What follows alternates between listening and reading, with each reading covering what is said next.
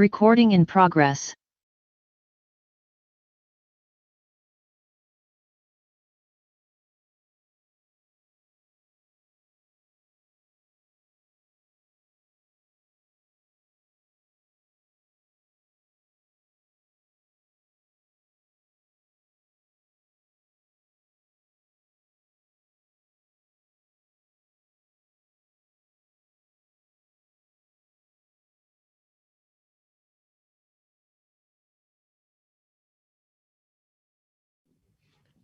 Good afternoon, honorable members, and allow me to welcome you to this virtual mini plenary session. I will now allow an opportunity for silent prayer meditation.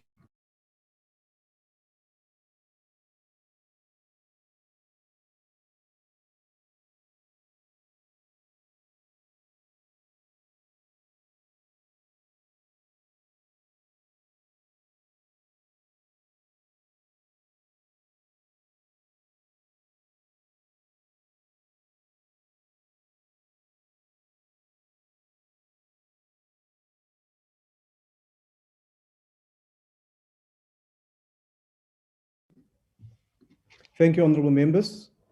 Before we proceed, I would like to remind you that the virtual mini plenary is deemed to be in the precincts of Parliament and thus constitutes a meeting of the National Assembly for debating purposes only. In addition to the rules of virtual sittings, the rules of the National Assembly, including the rules of debate, will apply. Members will enjoy the same powers and privileges that apply in a sitting of the National Assembly. Members should equally note that anything said in the virtual platform is deemed to have been said to the House and it may be ruled upon. All members who have logged in shall be considered to be present and are requested to mute their microphones and only unmute the microphone when you are recognized and asked to speak. This is because the microphones are very sensitive and will pick up noises which might disturb the attention of other members. And when recognized to speak, please unmute your microphone and connect your video.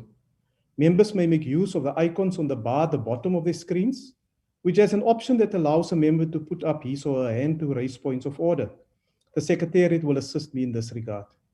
And when using the virtual system, members are urged to refrain and to desist from unnecessary points of order or interjections. We shall now proceed to the order, which is debate on vote number 41, Water and Sanitation Appropriation Bill. I now invite the Honourable Minister of Human Settlements and Water and Sanitation to introduce a budget vote. The Honourable Minister.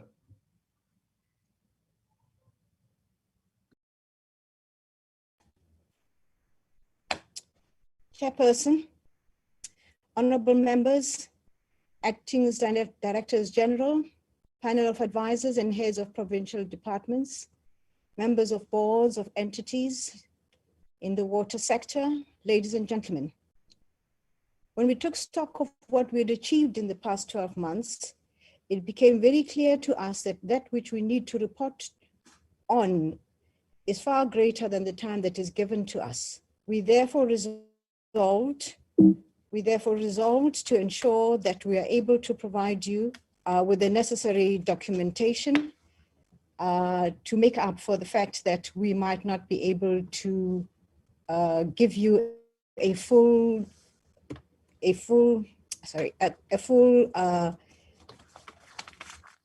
report on what we've done. We have prepared for you, therefore, ladies and gentlemen, this document, which we will give out to you, which includes all those things that I would otherwise have been able to say to you had I had all day long to talk about this matter.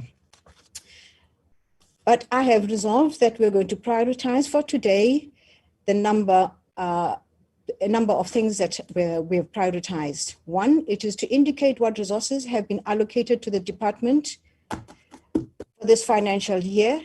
It is to deal with the concerns raised by members and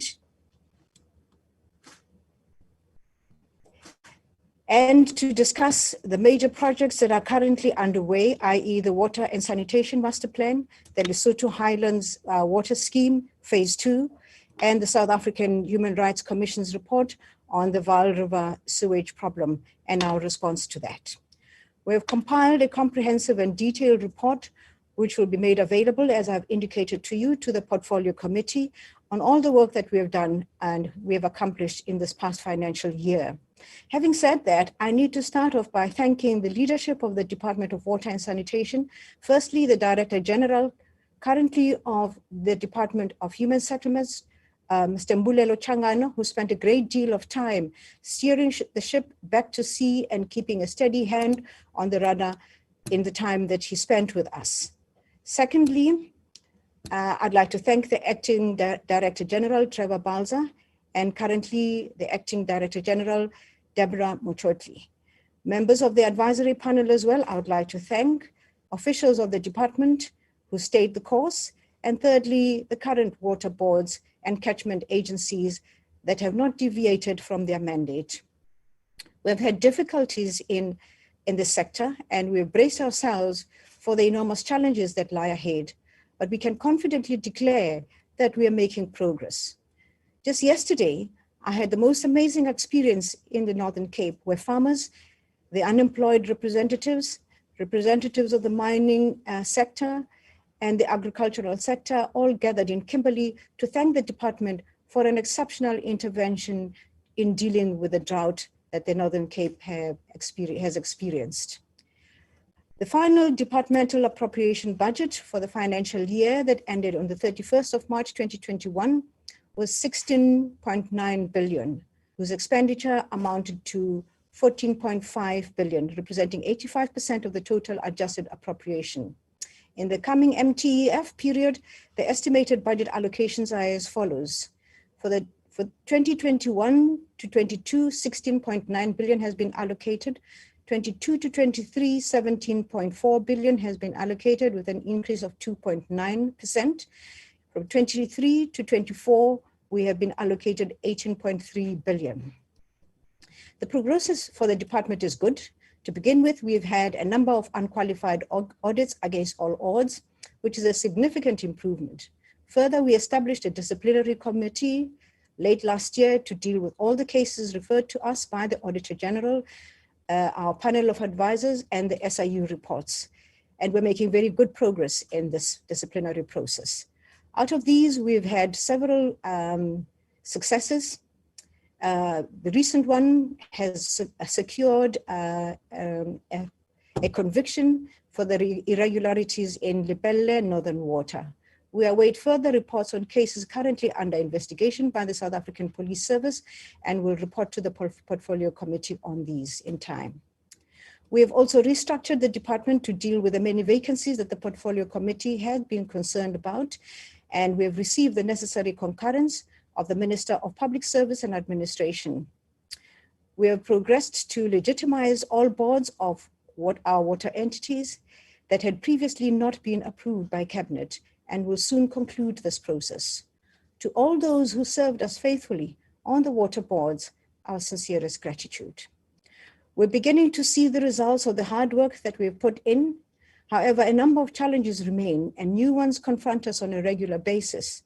National Treasury has given a warning that our country will not be able to sustain inclusive growth and economic transformation if we continue to have severe water constraints. This puts an enormous burden on us, given the limited financial resources that are available to the state and for our infrastructure.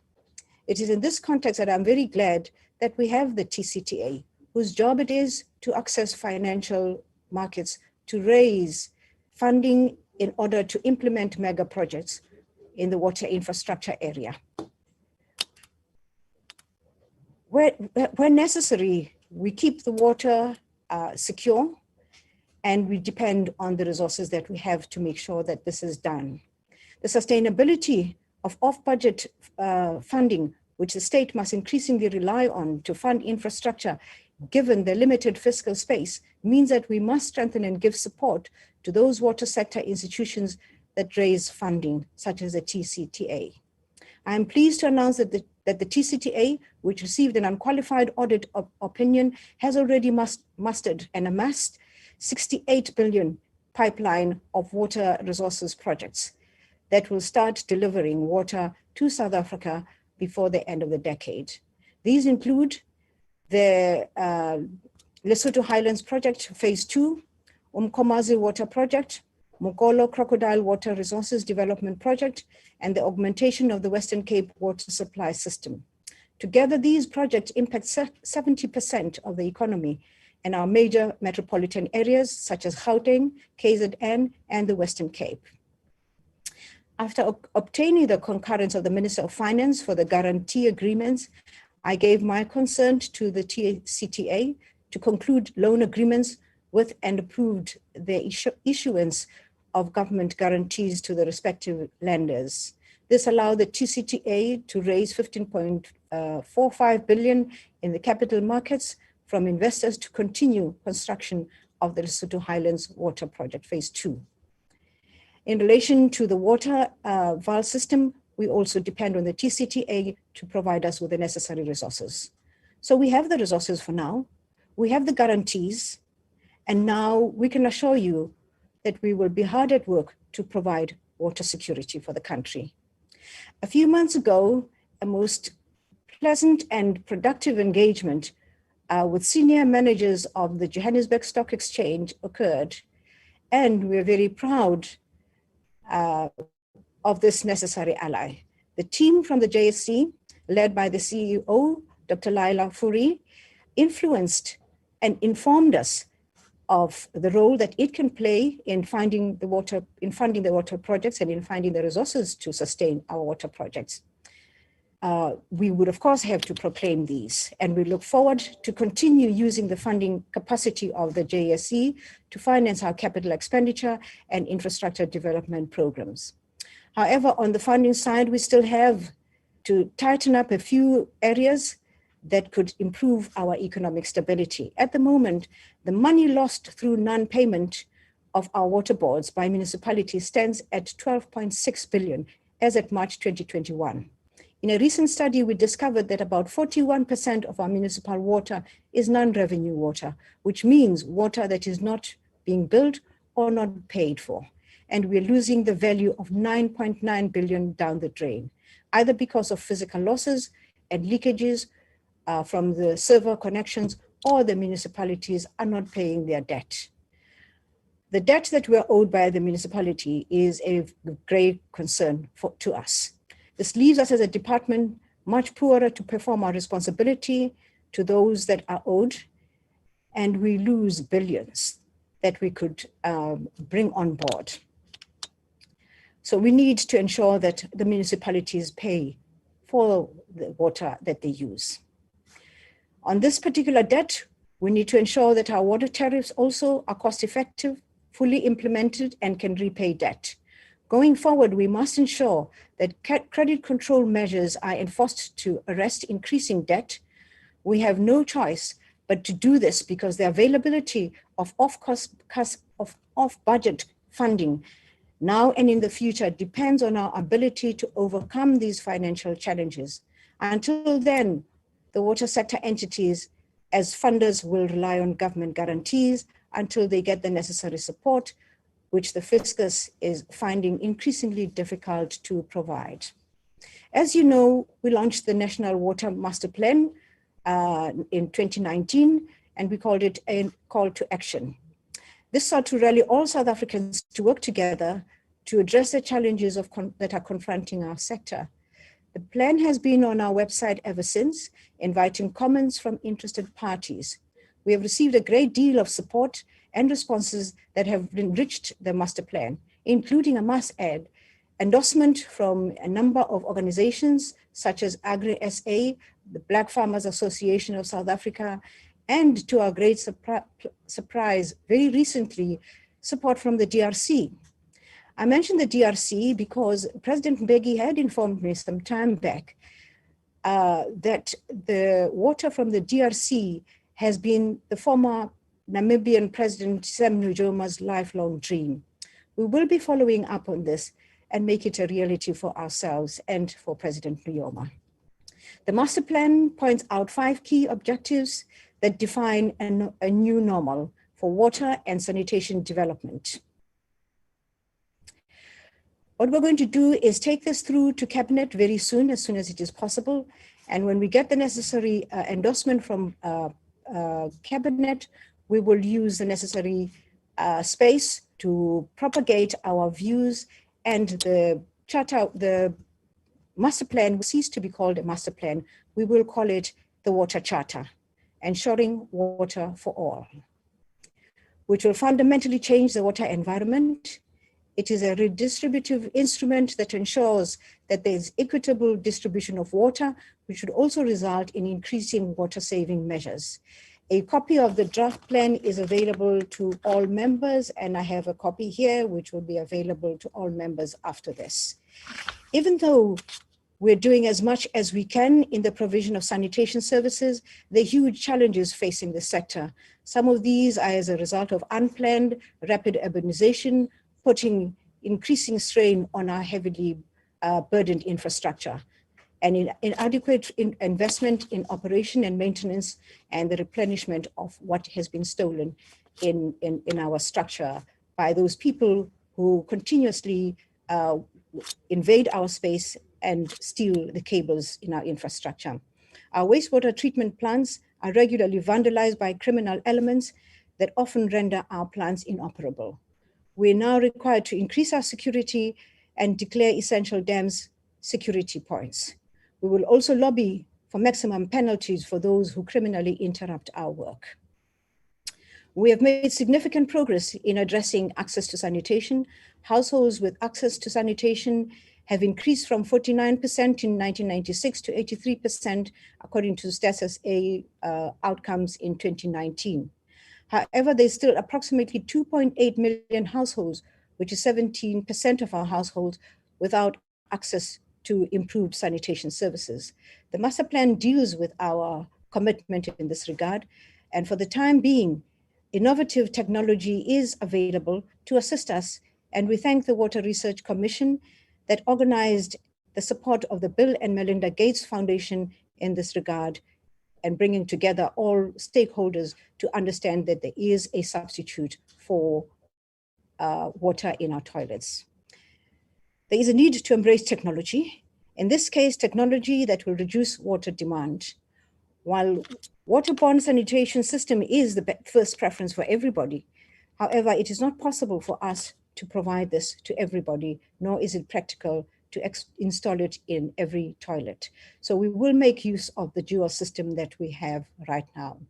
The department is working with the Water Research Commission and the Department of Science and Technology to find alternative sanitation solutions where these are necessary. That brings us to the matter of national concern, the pollution of the Vaal River system. The Deputy President and ourselves have been seized with what has to be done in the Vaal in order to protect the Vaal River system, which spans 3 provinces and 2 countries. What has got us to where we are in the Vaal crisis can be grouped into 3 pillars, and that is also envisaged in the plan and will be seen also in the documents that we are giving to you. Because of the geographic position and the flat topography of the Vaal River, it is impossible for them or the Vaal system to provide us with the sewer points that are necessary to take in all that excess rain that comes downstream. Ideally, sewer system treatment in a municipality service that requires cost recovery as a minimum. We are finding that in the Vaal, we are spending a great deal of resources. However, the high unemployment and dwindling revenue collection in the Vaal area is making it difficult for Mfuleni municipality to recover the cost to generate an income and cover operational maintenance. My department and I have spent a great deal of time attempting to make sure that we can give the necessary assistance to the municipality of Mfuleni. By February 17, 2021, the Human Rights Commission had issued a report on its own investigation and instructed ourselves to intervene in a decisive manner and take over overall responsibility to restore the rights and dignity of the people of the Vaal. We have been in discussion with a number of people, and we're very grateful for the support we've received from the business community of the Vaal, from the people in the Vaal, for the work that we have done so far. We have decided, therefore, to take our responsibility, which is given to us by the Water Services Services Act 1997, Section 63(2), and take over the running of the VAL system. We've given the responsibility of running the municipality the municipality water service to the Rand Water as an implementing agency and to take full responsibility for operation and maintenance. We hope to provide Cabinet with a plan to ensure that this is part and parcel of the responsibilities that they acknowledge has been taken over by ourselves. After that, in the coming weeks, the department will be finalizing the appointment of contractors for them to immediately be on the ground to urgently address the dire situation. We've already started putting out requests and advertising for engineers. And I need to emphasize, we only employ South African engineers. There has never been any tender put out there that allows anybody else outside the borders of South Africa. So I hope that brings this point to an end. No foreign engineers have ever been given tenders by the department. The Cuban engineers that the Solidarity movement is so obsessed with are here to mentor our rural municipality. They are not taking anybody's job, nor are they eligible to tender. We all know that the country needs to invest heavily in water infrastructure to secure our economic and social well-being as a country. Infrastructure investment is key to the country's economic recovery from the devastation of COVID-19 in the past year. And these are the projects that we have worked on and completed. We've completed bulk water projects in a number of areas. We have 106 regional bulk infrastructure projects under construction right now. We have 10 regional bulk infrastructure phases, which we have completed. We have 382 small water service infrastructure projects under construction. We have 102 small master service infrastructure projects completed. And we have the VAL intervention project that is now under implementation. 39% of our projects are completed as per the maintenance plan, and unscheduled maintenance projects completed as a proportion of planned maintenance projects, which are kept at 26%. 25 dams have been evaluated for safety, and 1,951 kilometers conveyance system rehabilitated. 1,037 job opportunities have been created through the implementation of the water infrastructure projects. 428 non-compliant wastewater systems have been monitored against regulatory requirements, and 369 non-compliant water supply systems monitored against regulatory requirements. Chairperson, I need to indicate that for the coming financial year, we have prioritized the following water infrastructure projects. One, the Mloti River Development Project, which is raising the Hazelmere Dam. Two, the Great Letaba River Development Project, which is raising the Tzaneen Dam and the Namwita Dam. Three, the Olifants Doran River Water Resources Project, raising the Clan William Dam walls. The Mzimvubu Water Project, the Olifants River Water Resources Development Project, the Twabeni Off-Channel Storage Dam, the Stephen Dlamini Dam. The people in KwaZulu-Natal will be very happy at this.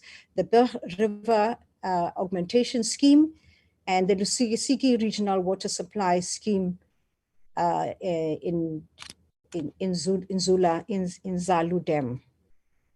Also, we are prioritizing the Mukolo Crocodile River West Water Augmentation Project and the Foxwood Dam. Of course, we are also prioritizing the Mkomazi Water Supply Project, the Algoa Water Supply System, and those are the ones that we are prioritizing, and we will be putting them out there to ensure that we are able to start them off and complete those that we're able to complete this year.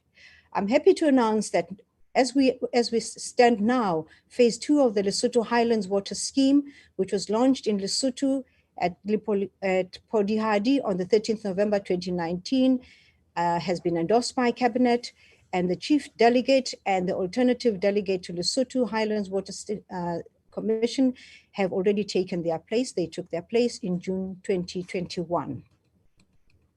The Lesotho Highlands project is a multi-phased joint water resource development project and is very important for both Lesotho and South Africa. South Africa's social and economic well-being depends greatly on this. Phases 1 at AB of the Lesotho Highlands Water Project, which supplies Katse and Mohale dams, transfer and deliver tunnels from Lesotho Highlands to the Vaal Dam in South Africa. The Mwela hydropower station continues to deliver measurable and tangible benefits to both parties, and phase 2 is now underway, and I keenly await the committee's report on its recent oversight on their visit to Lesotho. South Africa currently receives approximately 780 million cubic meters of water per year through the Lesotho and is integrated into the integrated Vaal River system, which supplies water to Gauteng and the surrounding areas. This Vaal River system needs to be urgently augmented in order for it to cope with the increasing water requirements. This is becoming even more evident as we grapple with the frequent droughts. The situation that we have in Gauteng right now is an indication of how dire the situation can be. Phase 2 of the Lesotho Water Project comprises the construction of the Podihadi Dam, which will provide an additional 465 million cubic meters of water per year, thus bringing the total to 1,242 million cubic meters of water per year into the integrated Vaal system from Lesotho. The water boards play a very critical role for us in our value chain, and therefore we would like to urge all municipalities, please, to make sure that our water boards are paid. The matter of the debt that is owed to our water boards is something that we need to sit down and make sure we have some finality. The President, in his recent SONA speech, indicated that we will be putting in place a water resources infrastructure agency. This has been in the making for a very long time, and we've reached the point now where we would like to take it to Cabinet to have it approved. We hope that Parliament will deal with this bill with the necessary speed. We had previously committed to speed up the provision of water use licenses. The department has been able to make the necessary changes to its regulatory regime to give effect to the 90-day turnaround with effect from the 1st of April 2021. Where existing water resources are already used, the National Water Act gives the minister the power to undertake a compulsory licensing process to reallocate water use licenses. The process provided for in the National Water Act was designed and certified as constitutionally compliant. This is an important provision in the law to redistribute our water licenses to ensure equal distribution of our water resources to all. This transformation of the water sector is long overdue, and our emphasis is to fast track this particular process and transform our water services in our lifetime. The law allows it, the Constitution allows it. With a view of improving service delivery and promoting efficiencies, the department and I have dealt with a matter of great concern to the Portfolio Committee, i.e. the organizational structure of the department and the filling of vacancies. A revised micro-organizational structure for the department has been approved with the concurrence of the Minister of Public Service and Administration, and a consultative process is underway with all senior managers who were temporarily migrated to posts that the revised structure has made provision for. We are working on this matter and we will report to Parliament when we have concluded. With the available budget, the department is in the process of scrutinizing competent individuals to fill the vacant senior manager posts that will not be filled after we have resettled most of our senior managers and got their concurrence as is required by law. The other matter of concern for us and Parliament are the disciplinary cases. A disciplinary committee, as I've indicated, with the necessary legal competence is busy with investigating all of those matters that have been a concern to the Portfolio Committee. We hope that the disciplinary committee will report to Parliament at the earliest opportunity for the Portfolio Committee. Honorable Minister. Chair, I am done. Thank you very much. Thank you very much. The next speaker is the Honorable Semenya.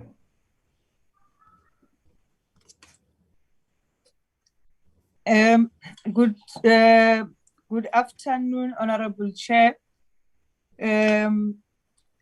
honorable members, Molokgotla Petishi, le batlatši ba gage, baeng ba rena ba bohlokwa go tšwa dibotong, le di-entities tša rena le setšhaba ka kakaretšo, ke a le dumediša mathapemeng a. Honorable Chair, I rise on this occasion on behalf of the African National Congress in support of budget vote for Duan allocation to the Department of Water and Sanitation. Throughout this speech, I will demonstrate and provide tangible reason for our decision to support this budget vote. The ANC as a ruling party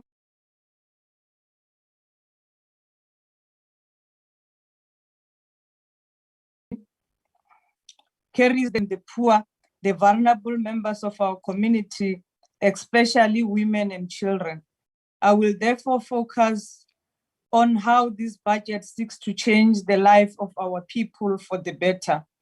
Honorable Chair and the August House, this year marks the 150th birthday of the mother of the Black freedom in South Africa, Comrade Charlotte Maxeke. It is not coincidence that this year is dedicated to commemorate her life. She broke barriers, she defied the system, she fought for freedom from deplorable living conditions such as lack of access to housing, clean water, education, health facilities, sanitation, and healthy living environment, amongst many other rights. I stand here with pride in that the ANC government has managed to provide our citizens or households with water since 1994, despite competing demands and poor spatial locations of water infrastructure left by apartheid government. Charlotte Maxeke would have been proud of this progress. In fact, when the ANC was given a mandate to govern by the people in 1994, it prioritized the provision of water and sanitation to our people. This was in line with our progressive constitution, which put access to water and sanitation at the apex of human rights.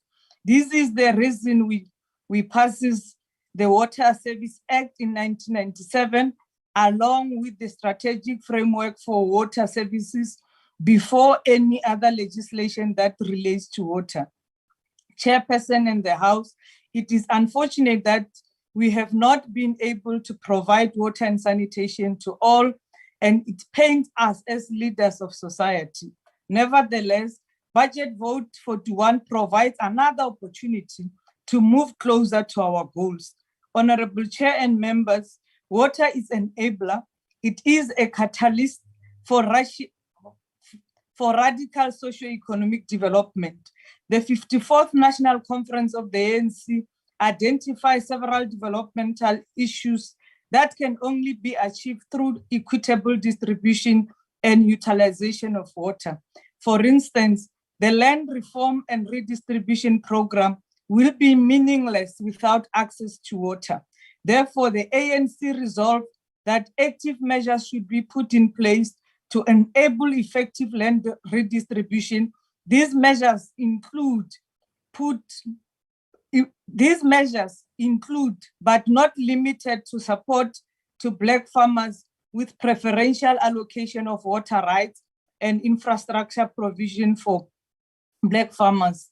Honorable Chair and members, water can also be used to strengthen broad-based Black economic empowerment. In this regard, the ANC resolved that the state procurement should be used as an empowerment lever within certain percentage of procurement is reserved for BBBEE purposes. Chairperson and members, budget vote 41 and its associate amended strategic plan and APP has set aside 15% of the procurement budget for the qualifying small enterprises and exempted micro enterprises, entities owned by women, youth, people with disability will get preferences. The portfolio committee will monitor this target closely throughout the financial year. Chairperson, the World Economic Forum Global Risk Report for 2021 lists extreme weather and failure of climate action as clear and present dangers. This means the world is currently confronted with these challenges. South Africa is not immune from these issues. We have witnessed devastating drought in the recent past, and the drought continued to affect some part of the Eastern Cape, Free State, Northern Cape, and Western Cape. This is in line with the climate change forecast by the South African Weather Services that predicts persistent dry condition in the Western interior and the condition in the eastern part of the country. South Africa is a water scarce country. We do not have enough water resource, and climate change is worsening the situation. Honorable Chair and members, apart from climate change impact and water scarcity, the deteriorating and vandalism of water and water waste infrastructure, poor pricing regime, escalating municipal water debt to water boards, delays in issuing water license, poor implementation of broader water resource policies to address equitable allocation and protection of the resource, delays in investment in water infrastructure, and the erosion of the institutional memories in the water sector, along with the loss of experienced water engineers and scientists. These are some of the immediate challenges that we must confront head on. We must commend the Minister Lindiwe Sisulu for a bold decision to complement the engineering capacity within the department by appointing the Cuban engineers to mentor and capacitate our young engineers. I know she has been criticized for the intervention, but let me tell you, this is not new to South Africa. Appointing international specialists is a known best practice world over. Chairperson, we are in this situation because our own engineers left the department in disarray, and they are now consultants at the same department solving the problem that they could not have solved. They were employees. Chairperson, it will be remiss of me not to mention the impact of coronavirus on the economy and the provision of water and sanitation. COVID-19 has interrupted the infrastructure development project world over. Chairperson, we were in Lesotho to assess the Lesotho Highland Water Project earlier this month. We learned firsthand the impact of COVID-19 on the mega infrastructure development. Although this project was already behind schedule, the emergence of COVID-19 worsened the delay. We are now looking at the completion date of 2027 instead of 2025. However, Chair and members, the medium-term strategic framework 2019-2024 responds to these challenges as it provides priorities of government in line with the Vision 2030. The NDP priority 4 on economic infrastructure calls for the expansion of water infrastructure, amongst others, to support economic growth, social development goals. Chairperson, it is also worth noting the economic reconstruction and recovery plan as a direct response to COVID-19. Water as a source and as a sector is said to play a pivotal role in the reconstruction and recovery of the economy. I am glad to announce that all these plans are adequately addressed in Budget Vote 41 and the amended strategic plan and APP. I will provide specific detail when I deal with actual numbers and target for the year under review. Chairperson and members, Budget Vote 41 constitute 1.7 of the total share of the 2021 appropriation, and it put Vote 41 at number 15 in comparison with other budget votes. This means budgetary allocation to water and sanitation are dwindling. The overall budget allocation for Vote 41 decreases from 16.99 billion in 2020-21 to 16.91 billion in 2022. This is a significant decrease of 765.9 million in the real terms. That is when inflation is taken into account. This implies that the services will be compromised. However, these also provide an opportunity for innovation and creativity in the delivery of water and sanitation services. It is an opportunity time for the Water Research Commission and others to identify and offer water and sanitation technologies and governance systems that are cost-effective and fit for purpose. Honorable Chair and members, allow me to make a clarion call to our Honorable Minister and her esteemed team that the season we find ourselves in calls for doing more with less. Part of more with less involves avoiding unnecessary costs such as fine and interest on late payments. Leave no room for fraud and corruption. We should also ensure that we have competent human capacity in all relevant programs. In these regards, the vacant Director General and CFO position should be filled with agency. Chairperson leadership is key when you're working with limited resources. We have all human capital in right places, but without smart leadership, we are set up for a fail. Boards for all entities must be constituted. Honorable Chair, Honorable Chair, the ANC support this budget. I thank you. Thank you. Next speaker is the Honorable Basson. Water is life, sanitation is dignity.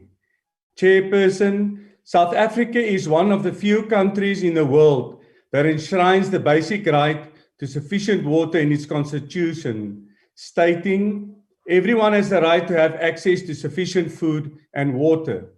However, much remains to be done to fulfill that right. The department's legislative mandate ensures that the government's water resources are protected, managed, used, developed, conserved and controlled by regulating and supporting effective water supply and sanitation delivery.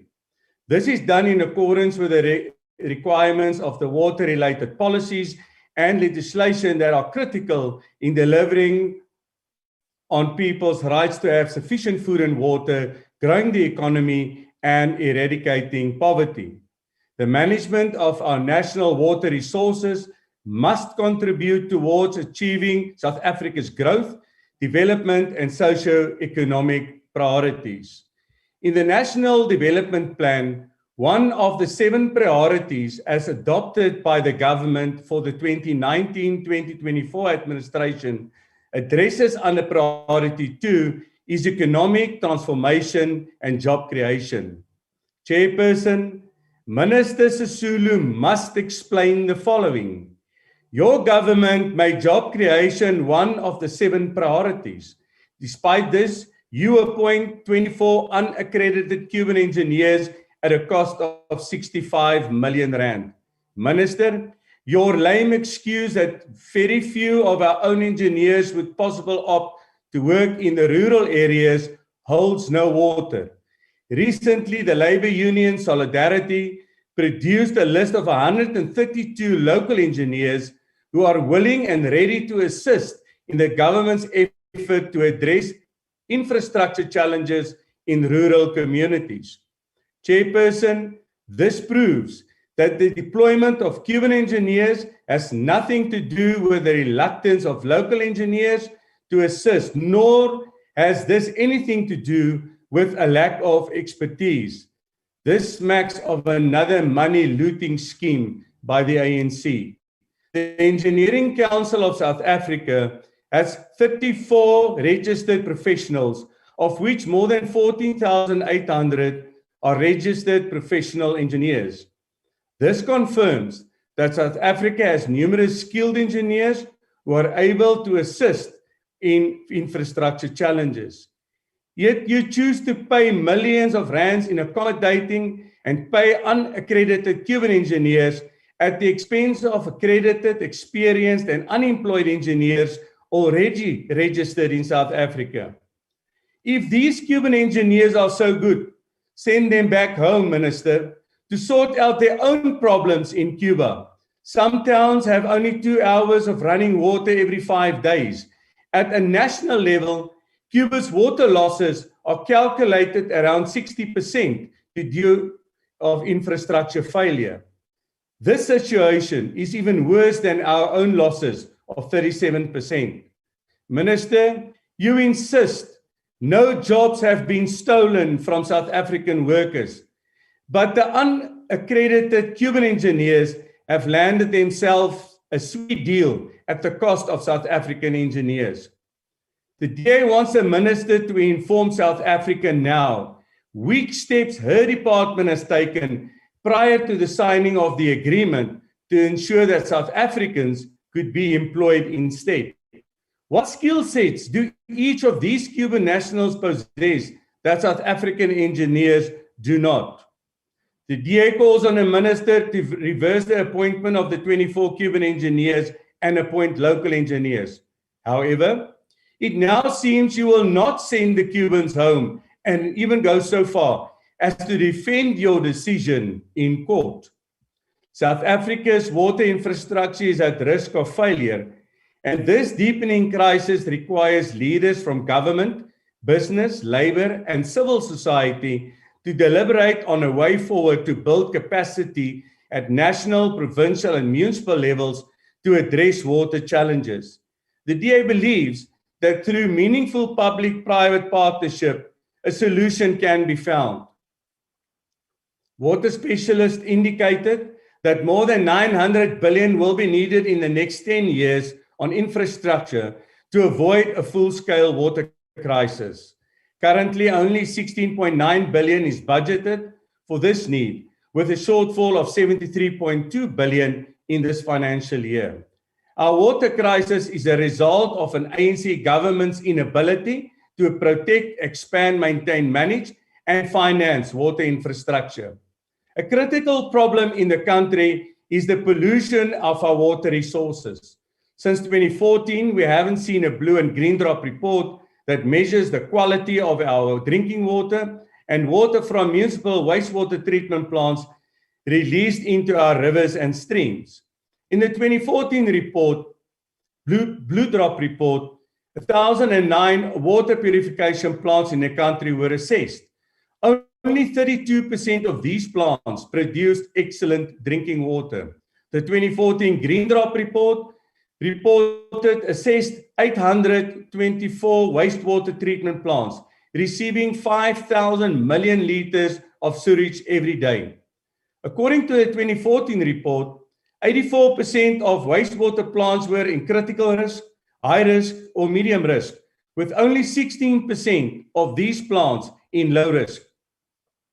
Oversight shows that the situation worsened since 2014, and this implies that millions of liters of untreated or inadequately treated sewage is illegally discharged into rivers and streams every day. Chairperson, 82% of South Africa's rivers are now considered threatened. We just have to look at the polluted state of the Hartbeespoort Dam and the Vaal catchment area. Chairperson, all I can say, this ANC government is poisoning our freshwater resources. This is a result of non-compliance in the monitoring and enforcement by the ANC government. Currently, 19% of rural population lacks access to reliable water supply, and 33% do not have basic sanitation services. While rural citizens suffer the most, over 26% of urban and rural schools and 45% of clinics have no water access. Voorsitter, nog 'n probleem binne die watersektor is die wanbetaling van water deur munisipaliteite. Tans is meer as 26 miljard rand uitstaande aan waterrade en waterhandel entiteit. 5 waterrade het hulpverlening gevra van 980 miljoen rand net om hulle deure oop te hou. Minister, government is dragging its feet in taking decisive steps on non-payment of water by municipalities. How are you going to protect water boards from collapsing? And how are you going to protect access to safe water if municipalities are not going to pay for their water? Chairperson, if we don't resolve the non-payment of water, it places the infrastructure projects like the Makolo Crocodile River Water Augmentation Project and the raising of the Clem-William, Nazanin and Hazelmere dams at risk. The DA believes that the poor performance of the department is the delay for more than 5 years in appointing a Director General and a Chief Financial Officer. It is unacceptable that there is no urgency in filling these positions. The Portfolio Committee questioned this, and the reply from the Deputy Minister is that the Minister is the only one that determines when and whom to place in these positions. This is a huge cause for concern. Now, Minister, you explain to Parliament today why these positions are not filled and when it will be filled. Chairperson, the DA requests the Minister to speedily resolve and implement the establishing of an independent water regulator to regulate water tariffs and reduce the issuing of water licenses from 300 to 90 days. Chairperson, for years now the DA puts free proposals on the table on how to make sure we live up to the slogan, water is life, sanitation is dignity. Minister, just for once listen and implement the following 4 proposals from the DA. Appoint skilled, experienced and accountable management and end political interference in the day-to-day running of water infrastructure. Implement the use it or lose it principle by transferring underperforming municipal water infrastructure to water boards. Enforce the polluter must pay principle and create opportunities for private sector partnership with government. Maar vir nou, voorsitter, Suid-Afrikaners is gatvol vir hierdie swak dienste van die ANC. Genoeg is genoeg. Dit is tyd vir verandering. Verandering na 'n DA-regering wat dinge gedoen kan kry. Ek dank u. Thank you, Honourable Member. The next speaker is the Honourable Mohlala. Thanks so much, Chairperson. The Economic Freedom Fighters reject budget vote 41 of water and sanitation. There has been little progress made in relation to access to water and proper sanitation in this country. More than 3 million people are currently estimated not to have access to safe and reliable source of water. An estimated 14.1 million do not have access to safe sanitation. This is due to the failure of your department to maintain aging infrastructure and to invest in new infrastructure, taking into account the growth of the population. The 144 municipalities, which are water service authorities, as mandated by the Constitution, are failing to undertake this core function at the local level as they lack technical skills, institutional capacity, and funding to operate, maintain and manage water and wastewater infrastructure assets. You know this, Minister, and you are doing nothing about it. No amount of social media influencers you appoint will fix these problems. Minister, in reality, your department is failing to protect the little we have, as river ecosystems are currently being threatened or critically endangered due to the high risk of pollution. Wetlands are high-value ecosystems, but are not effectively rehabilitated or protected. Vaal River is one example, which gives us an indication of the absolute neglect of our freshwater ecosystem under your stewardship. Minister, the people of Mfuleni municipality are living in permanent state of disaster, with raw sewage spillage into their yards, with massive health risks, particularly to children and the elderly. What is happening with the district development model, which this department is always claiming to be the panacea to resolve intergovernmental water and sanitation challenges in this country? More specifically on wastewater treatment plants. Chairperson, municipal accounts represent approximately 50% of the accumulated raw water debt at the Department of Water and Sanitation, while water boards add another 1.7 billion, primarily due to non-payment by local municipalities. What is the point of continuously establishing interministerial task team when no tangible results are forthcoming? Minister, irrigation water system is poorly metered. The regulatory system in the department are quite weak, and this requires more urgent action. If you can strengthen the regulatory component of your department, transgressions and non-compliance issues related to pollution, sewage outflow, and deteriorating ecosystem, at least the department will partly be saved. The billing system is an item which it has been debated for quite a while now. And to this day, we do not know when will the issue of independent economic regulator to assess tariff determination across the entire water and sanitation value chain be considered. Many critics argue that economic regulator for the water sector must be independent, accountable, transparent, and focus on balancing the economics of water with the lived realities of consumers that pay for water. Minister, the department's revised strategic plan 2021-22 to 2024-25 maintain that it is cognizant of the number of external and internal environmental matters affecting the department's ability to deliver on its mandate. Chairperson, the task of delivering to the needs of the people require a government which is committed, a government which cares for the lives of the people and has political will through the authorities to deliver to the best of their abilities.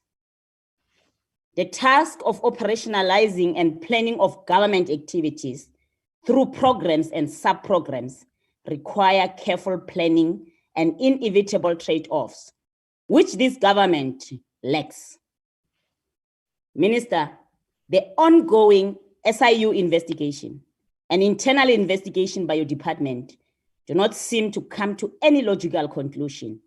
You must deal with the corruption and irregular expenditure that are so embedded in your department. Minister, it is time to provide to the poor masses of the people water and sanitation, as enshrined in the Constitution, in order to save lives. Let's do away with the lip service and the grandstanding, promising things which you can't do. The economic freedom fighters reject this budget vote. Thank you. Thank you, Honorable Member. The next speaker is the Honorable Buthelezi. Thank you, Deputy Speaker. The COVID-19 pandemic has exposed the neglect that our municipalities and other government sectors have practiced where access to safe water and sanitation are concerned, particularly for our most vulnerable, such as those living in rural areas. As the pandemic has raged, we have seen an increase in water demand, and yet the reality is that water scarcity is a real problem in many provinces. It is also disappointing that as we celebrate 25 years of our progressive constitution, the right to sufficient and safe water is not a reality for many South Africans. At the core of the water problems is the failure to efficiently manage our water resources, as well as the plethora of corrupt officials who divert critical funds for themselves. Further, these corrupt officials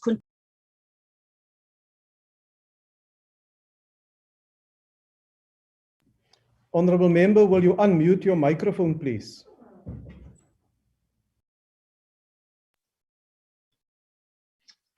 The COVID-19 pandemic has exposed the neglect that our municipalities and other government sectors have practiced where access to safe water and sanitation are concerned, particularly for our most vulnerable, such as those living in rural areas. As the pandemic has raged, we have seen an increase in water demand, and yet the reality is that water scarcity is a real problem in many provinces. It is also disappointing that as we celebrate 25 years of our progressive constitution, the right to sufficient water and safe water is not a reality for many South Africans. At the core of the water problems is the failure to efficiently manage our water resources, as well as the plethora of corrupt officials who divert critical funds for themselves. Further, these corrupt officials continue to pull municipalities further into financial ruin without consequence. The IFP wants to see more heads roll when public servants are found to be complicit in corrupt conduct that compromises service delivery. The IFP wishes to express concern at the department's ability to rack up almost 1 billion in irregular expenditure for the 2019-2020 financial year. According to the Office of the Auditor General, the bulk of this was due to unjustifiable deviations from normal procurement processes.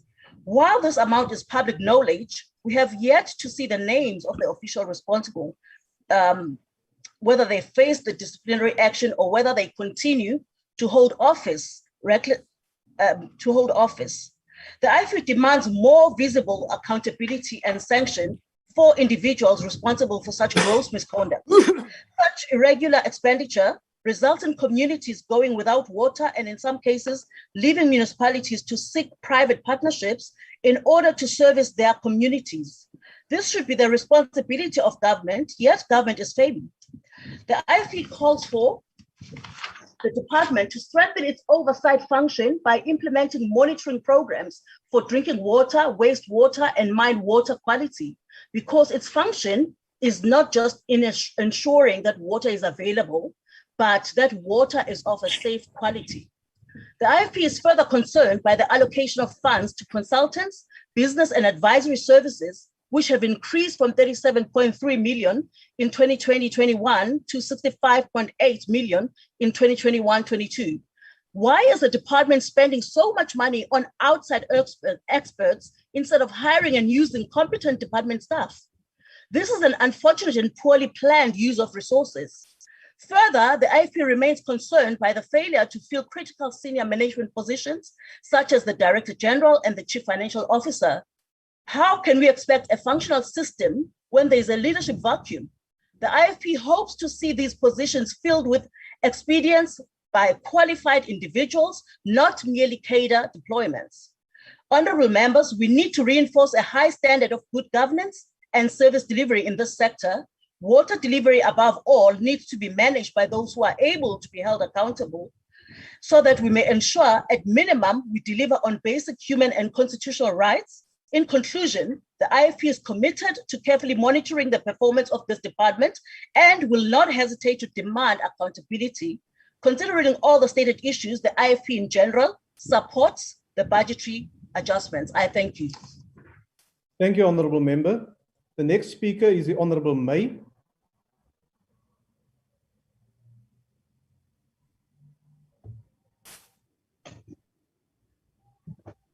Dankie, voorsitter. Die Nelson Mandela Metro beleef 'n krisis sover as wat water aanbetref. Dit is teleurstellend dat nie die ANC of enige van die ander partye, nie die DA, EFF of Inkatha eers daarna verwys het nie. Dit is nie 'n Oos-Kaap probleem nie. Dit is 'n probleem vir Suid-Afrika. Chairperson, can we be assisted with the interpretation?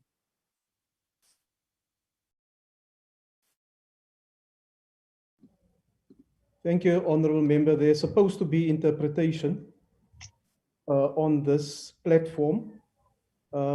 Is interpretation available? Honourable Member. Thank you. Thank you. Honourable Member, Honourable Tseki, you must Yes, at the Chair. bottom of your screen, there's a few icons there. And one of them says interpretation.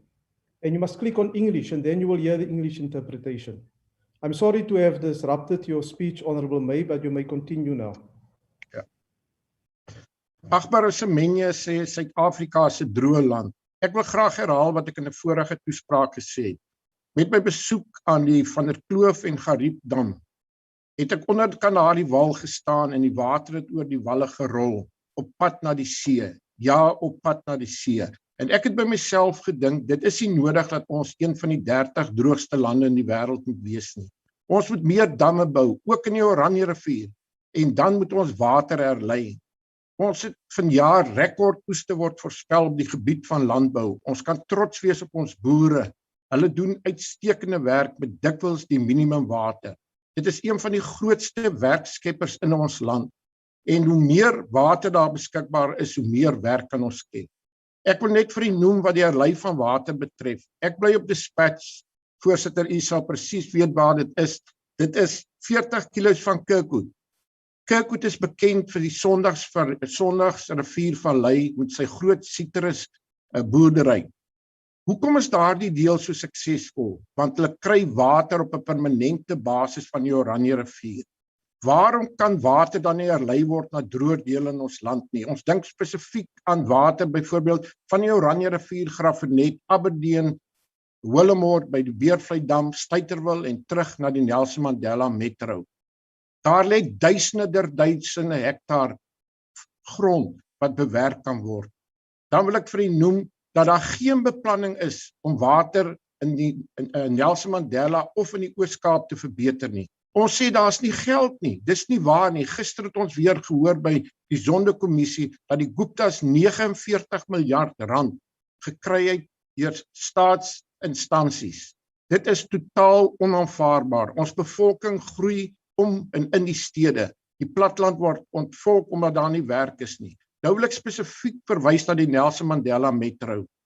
Die Nelson Mandela se grootste dam is die Kouga. Op die oomblik is hy 4% vol.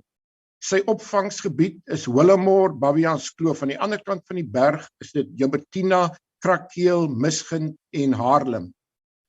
2 weke gelede het dit 150 mm daar gereën. Die damvlak, die Kouga het niks gestyg nie. Hoekom nie? Die sytakke is toegegroei. Die boere het my dit self gaan wys. Maar wat is die probleem dan? Working on Water het nie geld nie. Hulle kan dit nie doen nie. Alhoewel die minister van Finansies 'n paar maande gelede nog 2 miljard begroot het. Ek sal vir u een ding sê, ons sit met 'n krisis. In die eerste plek waar water gaan opraak is die KwaNobuhle woongebied by Uitenhage. Agbare minister, ek wil nie daai dag beleef nie. Dit sal brand en verwoesting wees. Wat is die oplossing dan? Ek het dit herhaalde kere namens die Vryheidsfront gesê. rig op watertanks. Moet nie net watertanks gaan neersit nie. Sorg dat daar fondasies en geete is.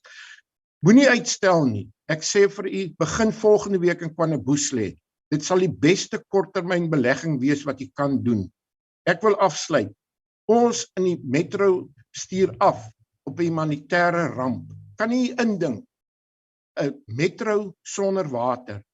Dit sal tragies wees. Ek wil net noem dat een van die grootste probleme by die departement van waterwese. Ek het geluister na wat die ingenieurs betref. Die Vryheidsfront het herhaalde kere vir die DA en die ANC gewaarsku oor die jare.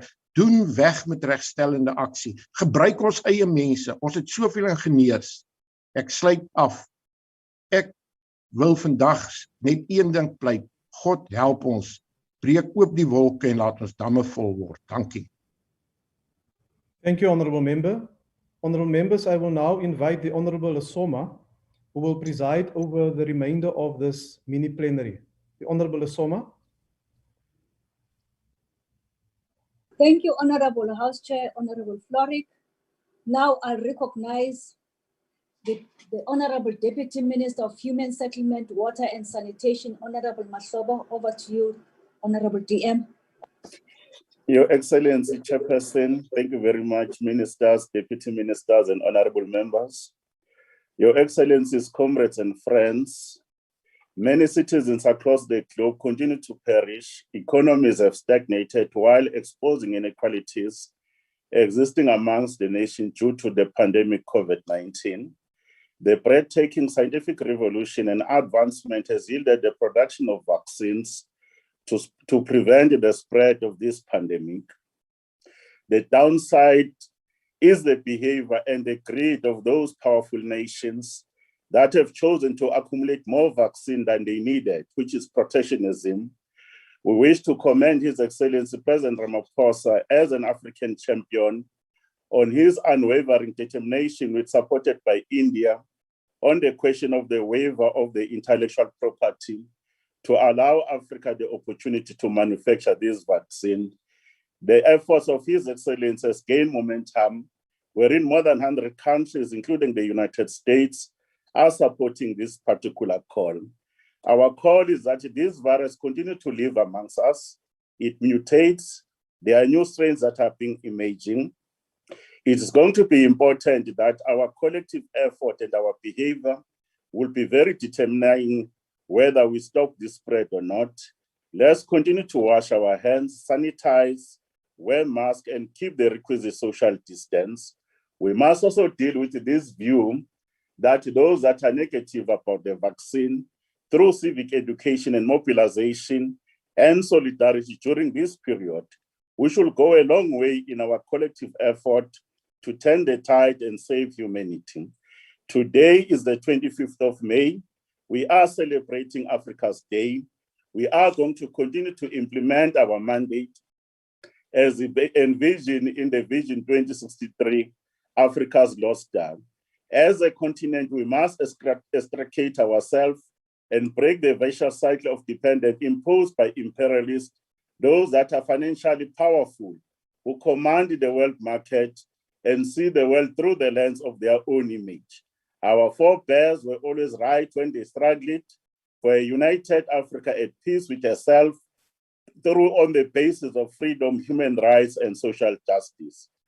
We as humanity were quite aware of the importance of the interdependence of development and sustainable use of environment as part of an effort contained in the UN SDGs. These SDGs are a human collective effort in addressing the modern environmental challenges that extend far beyond the capacity of individual countries. And we need to find ways, even in this house, to work together to preserve our heritage. Water is a very important determinant for the ecosystem, social and economic good. It can become a limiting resource for development.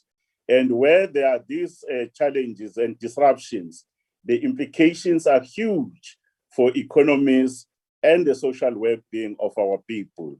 We must be able to work together to ensure that we fulfill these human rights by improving that those directives around 2030 vision, we improve water quality, we increase the water use efficiency across all sectors, we implement integrated water resource management, we protect our ecosystem, and we must ensure that we support and strengthen the participation of communities, because water is for communities.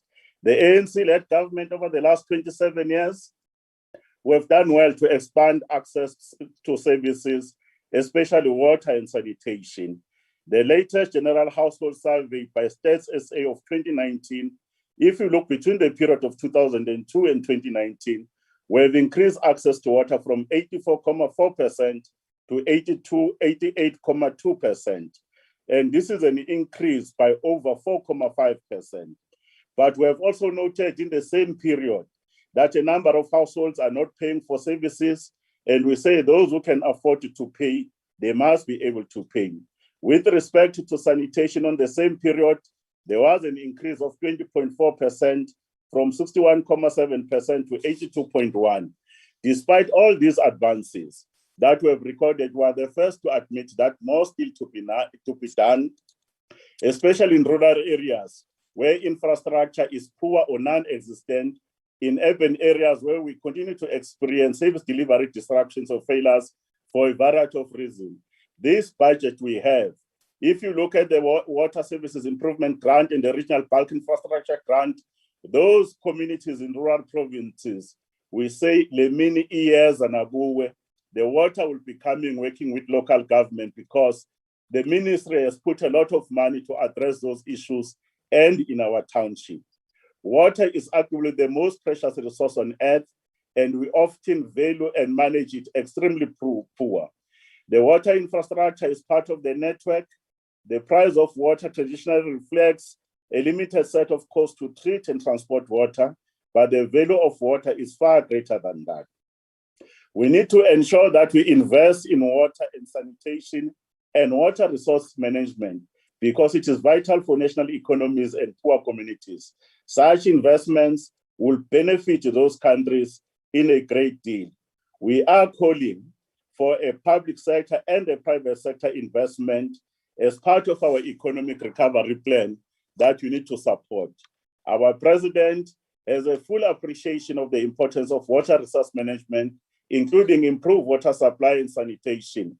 Hence, the inclusion of water as an apex priority in the National Development Plan and Economic Recovery and Renewal Plan for our country. We must also be able to indicate that the challenges of water remain because of water infrastructure maintenance and investment, recurrent droughts, and a number of these other challenges. We are working with the Water Research Commission, the CISR, SALGA, and even private sector and institutional partners that we invest in skills revolution and technologies that are very required. We have also noted the issues raised by members around deteriorating water quality. They are correct, but as we have said, we've put an anti-pollution task team. We have already have 22 experts that are there that are working on these particular issues. On acid mine drainage, we have started that project of Witwatersrand AMD as a project. We should be able to proceed now to Mpumalanga, Limpopo, and Northern Cape. And our mine water management policy is already in place. We agree with the polluter pays principle. Those that are polluting are going to pay. That's why the waste discharge charge system is being finalized, and that money is going to be used to conclude those particular issues. We are very pleased that we look at the Val, Crocodile, West Marico, and Olifants management areas in rolling out this particular program. By 2025, the whole country will be covered. Operation Vulindlela, we are doing the independent economic water regulator. The Blue Drop and the Green Drop members, the minister has instructed that those issues of wastewater treatment works in supporting municipality assessments are being done. We are expecting to release the preliminary report at the beginning of next year. And there are those municipalities like Tshwane, Bombela, Mutimule, and Ilembe, where we'll actually roll out the issues of no drop guideline. With issues of water allocation reform will happen so that we can support our resource poor farmers. In terms of water security, issues of reallocation, water conservation and demand management will also be implemented to deal with these issues. Let's remain steadfast, and we are on course in building a truly united, non-racial, non-sexist, democratic, and a prosperous society. And the doomsayers, we are the first in the ANC to admit that this project of creating this society is not an easy one. But let's not lie and say we have not made progress. South Africa and the world are in the midst of profound challenges, but equally, this epoch is full of opportunities, and the prospects are bright, and these challenges will be resolved. We remain vigilant in terms of the dangers that we face. We want to confirm water is essential for life. We shall work together and work very hard to bring safe water and dignified sanitation to all. On this day, we remain inspired by the original aspiration of our forebears, and our tasks are far from complete in advancing our noble objective of freedom, human rights, and social justice. We are motivated by the desire to create and fulfill our promise of a better life for all. God bless South Africa, her sons and daughters. I thank you, Chair. Thank you, Honorable Deputy Minister. Now I recognize Honorable Moshe, ACDP. Honorable Moshe, over to you, sir. Thank you, House Chairperson. The ACDP would like to reiterate a constitutional imperative that all South Africans must have access to clean water and proper sanitation for health, dignity, and a decent quality of life. This is not negotiable. According to the Director General of the World Health Organization, water and sanitation are among the most important determinants of public health. They are amongst the top World Organization's list of components of primary healthcare.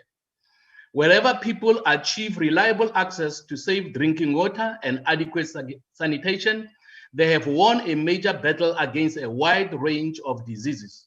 Furthermore, according to the Water Project, an international organization promoting reliable water projects in sub-Saharan Africa, lack of access to safe water and proper sanitation limits education and food production. It harms health and leads to a cycle of poverty. In this report on South Africa, the organization says, and I quote, "Interestingly enough, South Africa boasts one of the most clean water systems in the world. However, due to the lack of sanitation and access in the country's rural communities, the threat of waterborne diseases is steadily increasing," close quote. There are over 3 million people living in South Africa without access to a basic water supply. In 2018, Stats South Africa recorded that 89% of households had access to drinking water, leaving 11% without such access. Although the ACDP acknowledges that our population is growing and that there have been some improvements since 2002, this House knows that a pit toilet with a ventilation pipe is still a pit toilet. For 39% of South African households to lack flushing toilets is a disgrace. According to Water and Sanitation in our schools, Chairperson, it's no better. Sorry, access to water and sanitation in our schools is no better. The Department of Basic Education originally set itself the deadline of 29 November 2016 to ensure that every school had water, sanitation, and electricity. When they missed this date, they aimed at 29 November 2020, and now it seems the deadline has been moved to 2030, which the ACDP believes is an admission of failure to deliver the most basic need of our people as mandated in the Constitution. According to the Basic Education Department, no school in South Africa is entirely without water or sanitation, but this is only half the story. Water tankers may supply water for washing of hands, drinking, and cooking, but not for flushing toilets. And 1,148 South African schools are relying on them. A further 7,520 schools rely on borehole water. This water needs frequent testing to make sure it is safe to drink, and without piping will possibly supply a school with only one tap and make flushing toilets impossible.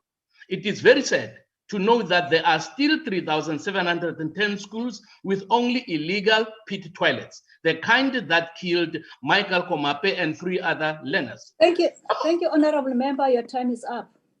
Thank you very much. Now I recognize Honorable Holomisa, UDM. Kuwe Mhlekazi. Halala Africa, halala. Mayibuye South Africa yethu emaseleni, mayibuye. Honorable Minister and honorable members. Water is becoming one of the world's most important commodities and is already being traded with on Wall Street. We know South Africa is a water-scarce country. We have experienced heavy droughts these past few years. Climate change remains a perennial threat that affects biodiversity, which in turn threatens our food security. Yet, we do not seem to manage our water resources, and rather with these future threats in mind, and not with the necessary urgency. Our water bureaucracy is rife with incompetence and mismanagement, as is evidenced by the OR Tambo district failure to, for more than 6 years, finish a water project due to blatant corruption. In Makanda, Grahamstown area, our people have been faced with a dire water service problems for so long it is inhuman. In Ngoma, neighbor fights neighbor at water points to fill their containers just to survive. The Umzimvubu water project has been in the works for decades, and it has been nothing but stop and start and empty government promises since the beginning. Government must address these issues effectively because it is of no use talking budget every year when the money is not properly managed. Looking to the future, and given the vagaries of climate change and the impacts of desertification, there is a clear need to increase South Africa's current water and dam capacity. Because supplying water to people's homes becomes immaterial if there is no massive stock of water at any given time. Vast quantities of water running through rivers of the Eastern Cape and KwaZulu-Natal ends up unused in the sea. So we have an available resource that we can utilize responsibly. We could also, as a long-term strategy, look at importing water from water-rich African countries like Nigeria, Congo, and Cameroon, and have it shipped in along the coastline from our ports. Separate water pipelines could be built to pump water to the dams and reservoirs in our thirstiest provinces. Water infrastructure development must be prioritized, and large investment is required, and it will have several significant benefits, such as it can serve as a catalyst to stimulate agriculture and hence rural revitalization in some of the poorest areas of the country. Thank you, Honorable Member. Your time is up, sir. Thank you very much.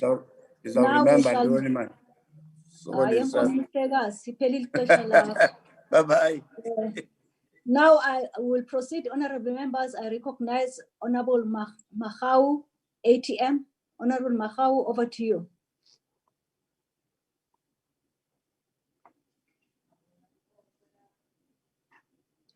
Honorable members, we shall move.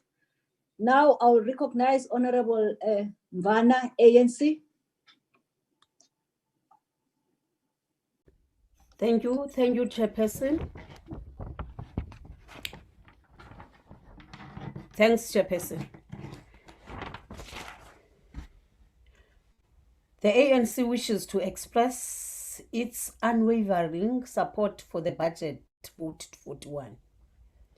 The tabling of the budget of 2021 financial year comes at a time encapsulated with challenges of the COVID-19. And budget spending priorities have changed significantly. The readjustment of the budget was due to the impact of the pandemic on the economy.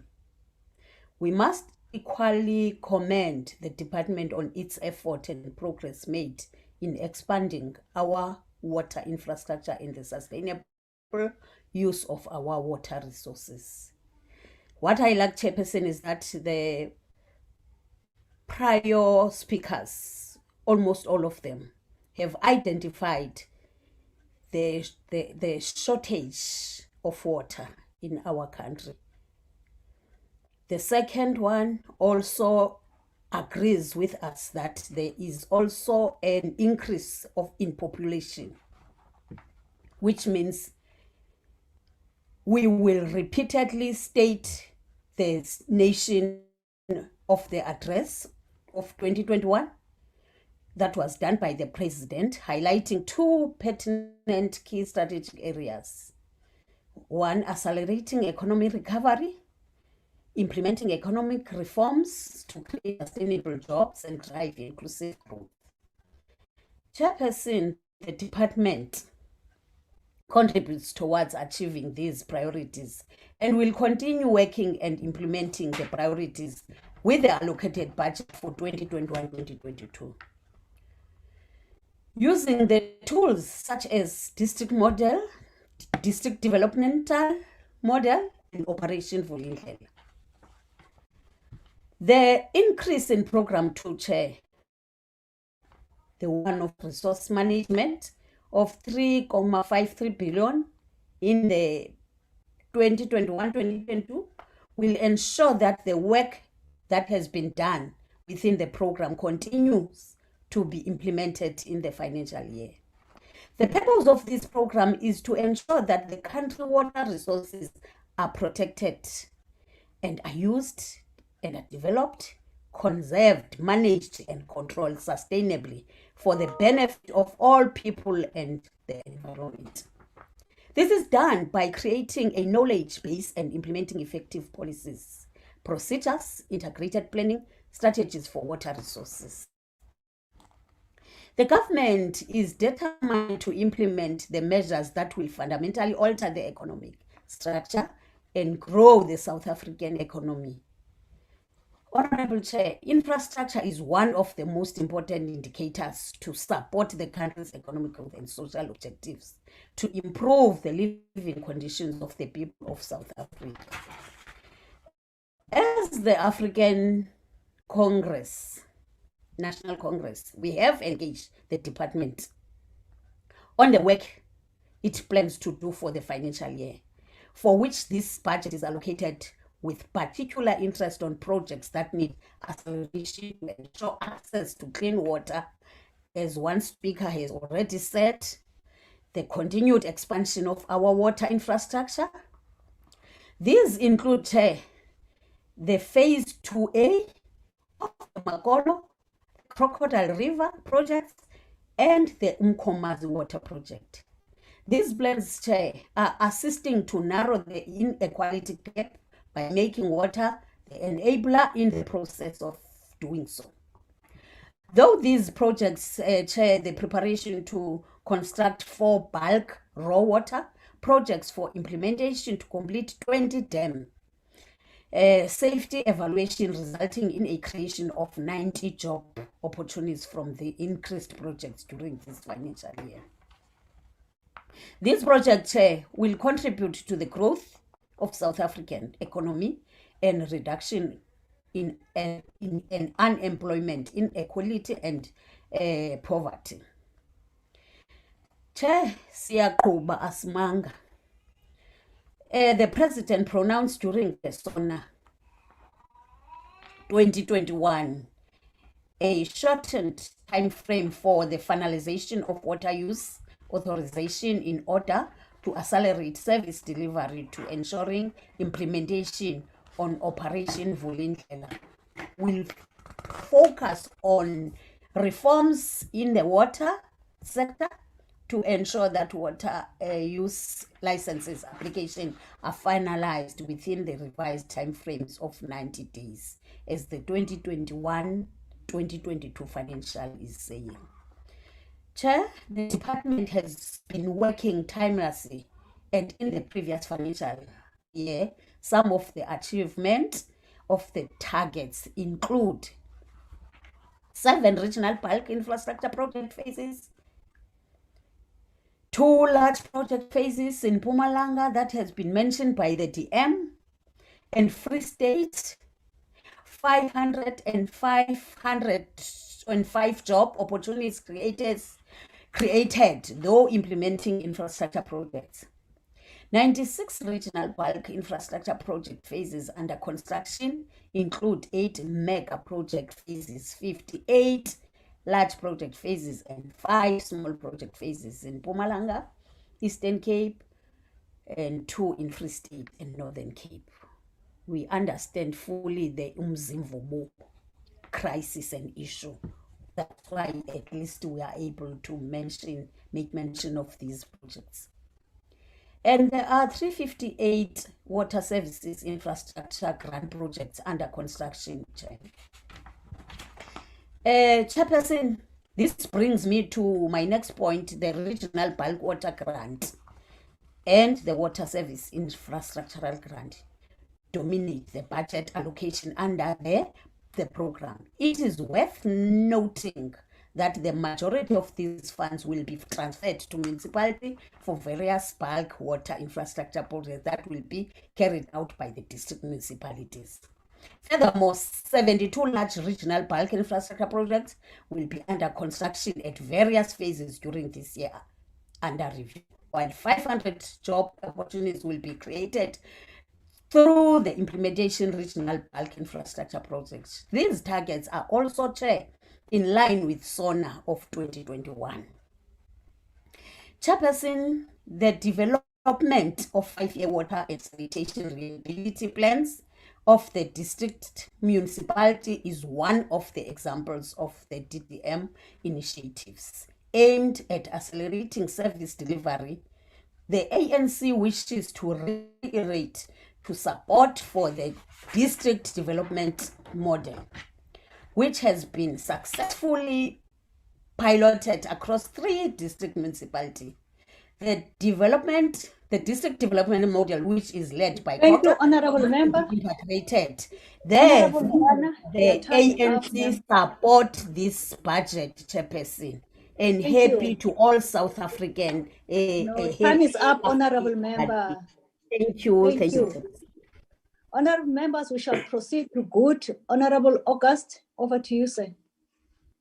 Honorable Chair, every single South African and every part of our economic system depends on the safe and sustainable provision of water.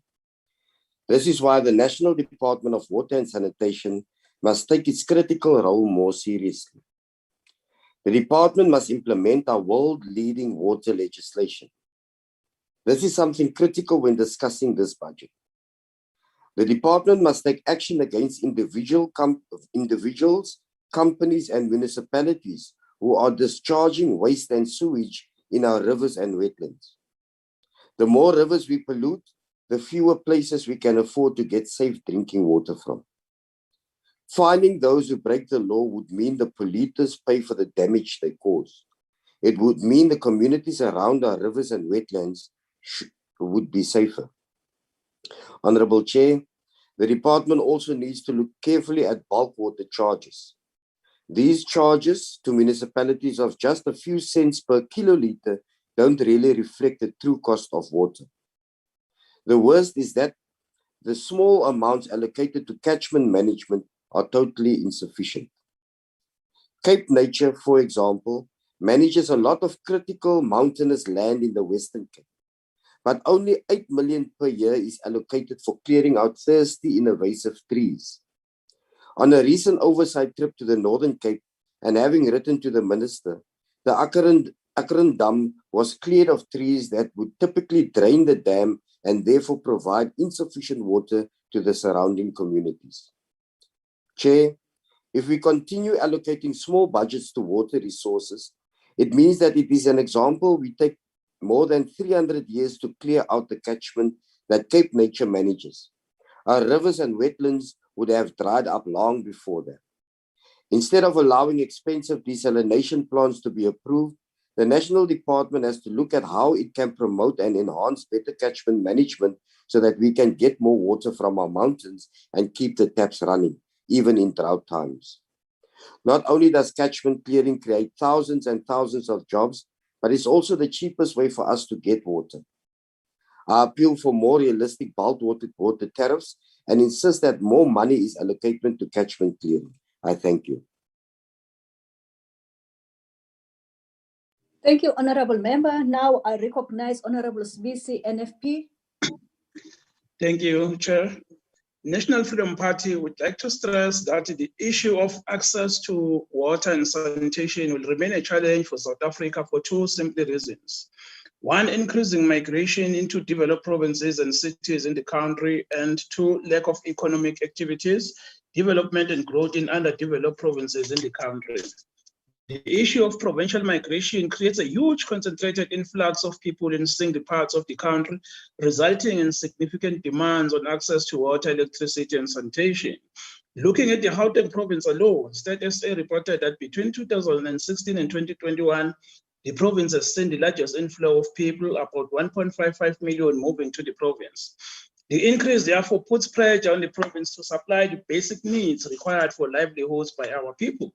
When people move from one province to another, where do they actually end up staying in that province? According to the housing development agents, more than 4 million people or 1.25 million households currently live in urban informal settlements, resulting in a surging demand on access to water and sanitation, as well as electricity. This is evident in Danon, Milnerton and Marikana informal settlement in Philip, both in the city of Cape Town. In Ratanang informal settlement in Klerksdorp, and in Sianda informal settlements Kwamachu, eThekwini, just to name a few. But the problem is much deeper than that, Honorable House Chair. People migrate from one province to another in search of better life and employment. If we look at the rate in which migration from province to province has surged in the last 10 years, the former could not be further from the truth. Why don't we focus on investing on the underdeveloped provinces where most of our people migrate from? Channel infrastructure development in those parts by increasing economic activity that will result in job creation and growth in those provinces.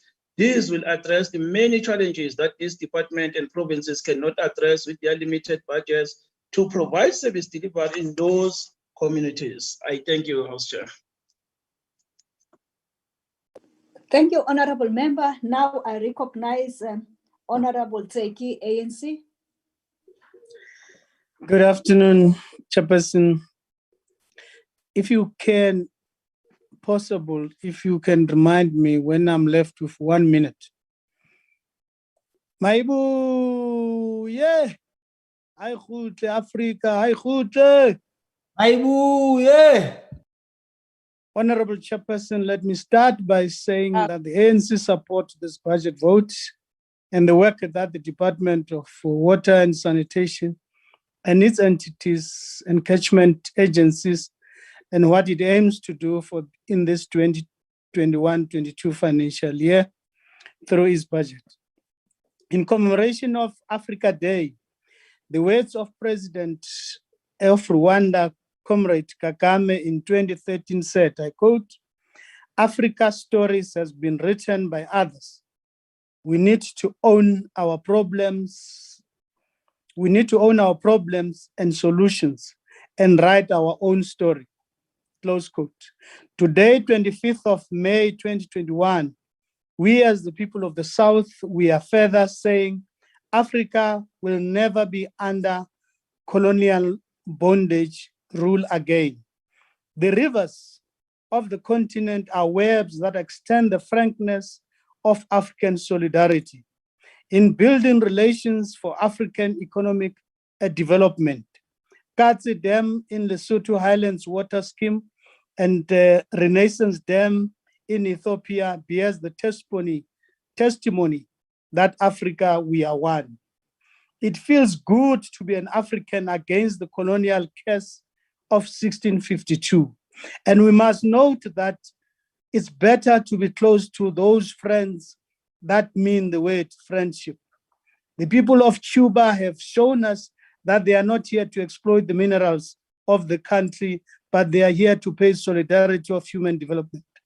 Unlike those that arrived in 1652, they came here, became friendly, and only to find they are here to exploit the resources of the African people.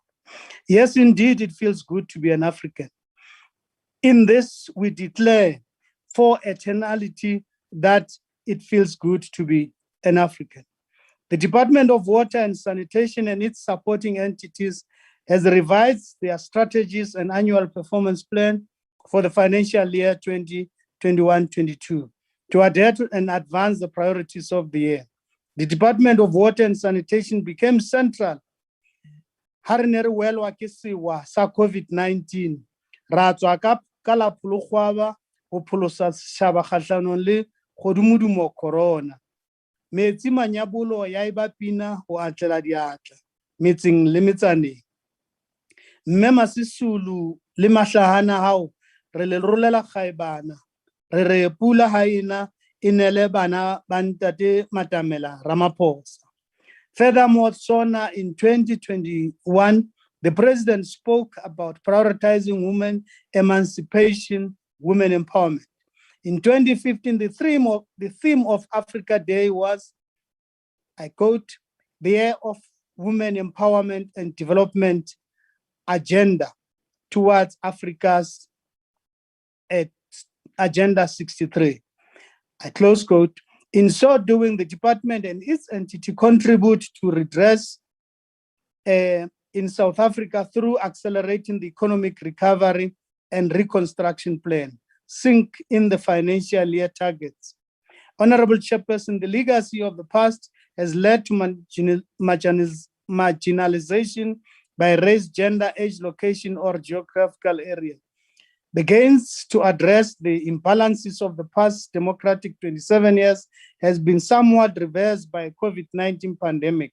Therefore, there is a need now more than ever to create an opportunities for women, youth, and people living with disability. We as ANC welcome and appreciate the budget allocation of 11.4 billion in Program 3, Water Service Management for this financial year. This program aims to develop, rehabilitate, and refurbish the raw water resources and water service infrastructure to meet the socio-economic environment needs of South Africa. The department and its supporting entities and engagement management agencies will continue and work to achieve this work. Also, based on the current phase, our democracy, the role of the state entities and catchment agencies remain integral in the achievement of the developmental goals we have set ourselves to build an egalitarian society. Honorable Chairperson, despite the financial constraint, many of these entities have received unqualified audit, as the minister and the chairperson has already said. Chairperson, improved economic, ecological infrastructure, the plans to classify the breed gorge. This is what we are planning to do, or the department is planning to do. Mzimbubu and Berg Water Resources monitor the main stand rivers in the Sabis, Crocodile, Komati, Usutu encatchment to develop Crocodile West, Limpopo, and Zimvubu Tsitsikama acid mine drainage to improve basic services. The plan is to complete the national sanitation situational analysis and monitor 339 non-compliant water system and 368 non-compliant water system and complete 11 bulk water sanitation services project phases are on track. The water service authorities... Honorable Member, Honorable Tseki, as I show my face, you're left with 1 minute as promised. Thank you very much. On this day, we echo the words of our forebearers that they said in 1963 in the conference of founding of the AU, which was then OAU. They said, I quote, we mark each year onward. We mark each year the onward progress of the liberation movement that symbolizes the determination of the people of Africa to free themselves from the foreign domination and exploitation. We therefore move for the adoption of this budget. It feels good to be Africa. It feels good to be closer to the Cuban revolutionaries. Thank you very much. Thank you, Honorable Member. Now I recognize Honorable Mahau, ATM. Honorable Mahau. Okay, we shall proceed now. I recognize Honorable Hendricks Aljama. Thank you very much, Honorable House Chair. Honorable House Chair, Aljama supports this budget. And we want to bring to the attention of the Minister the serious water supply crisis in the Ugu district in KwaZulu-Natal. It has been raised in this House. The Kochta summons nearly 40 of those who are involved in creating this calamity. Honorable Chair, nothing has changed for the past 6 months as a resident of Brema in the Umdolni municipality continues to be deprived of the global water supply. The water challenges of Ugu district municipality shows no signs of dissipating. Residents in Brema receive water twice a week for a few hours, and they are informed there is water shedding, nearly like the DA says day zero in Cape Town. This is unacceptable, and the department must investigate this urgently as the lives and livelihoods of people are being affected. It looks like there is competition between the Harigwala municipality and the Ugu municipality, and the Harigwala municipality are stealing the water that is meant for the Ugu municipality. So this needs to be sorted out, and because the facility was funded by Ugu district and now Harigwala municipality are stealing their water. Reminds me of Egypt and another African country that are fighting over water, but this at the municipal level. So currently residents in Brema receive water for 2 nights in the week, not during the day, in the night. So we'd like to bring that to the minister's attention. We'd like to tell the minister that the hard work of the department with regard to housing and housing opportunity has not gone noticed, and the country is very proud of that.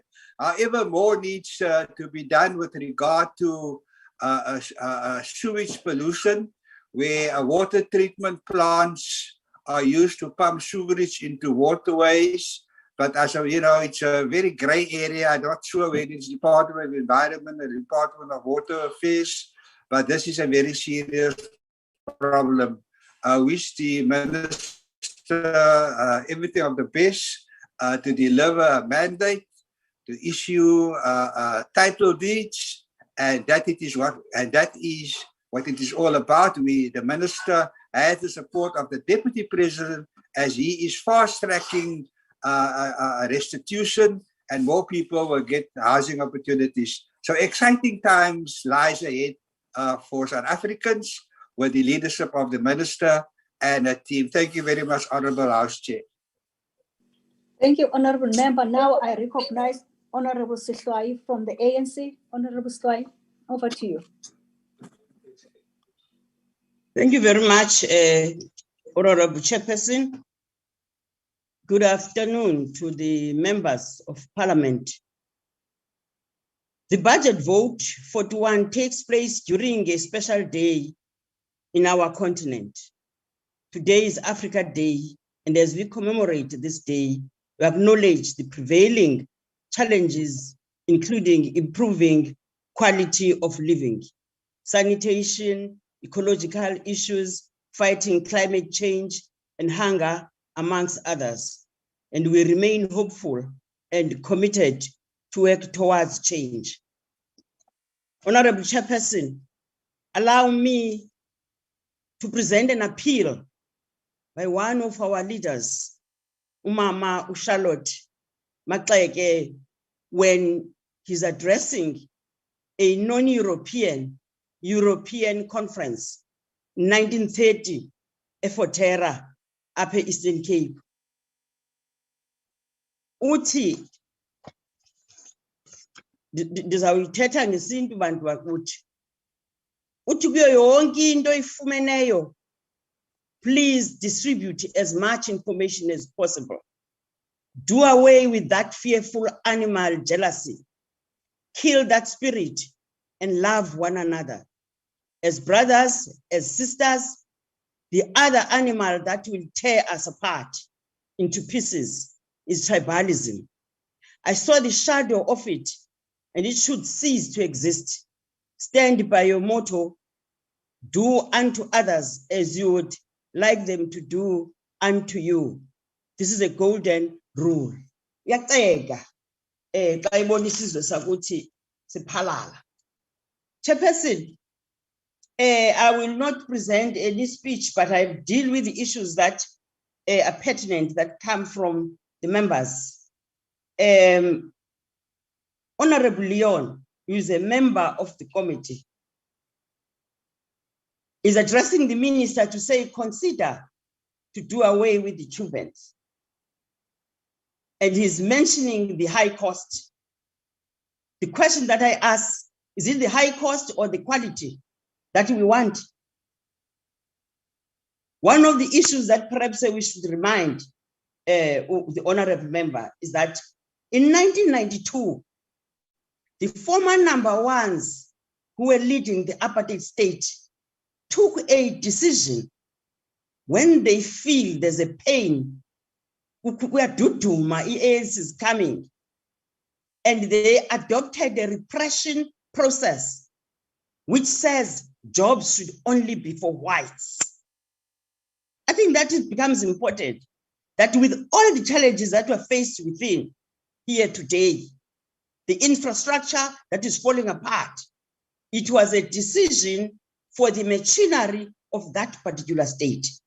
Now, Cubans must come and assist us and deal with the issue of the quality of the services that we are getting. The issue of looting by the ANC, wasn't that looting in 1992 when we took a decision to say we must make sure that we increase the government debt?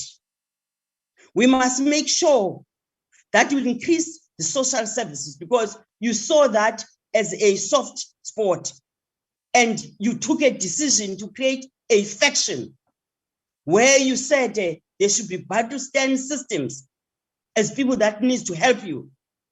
I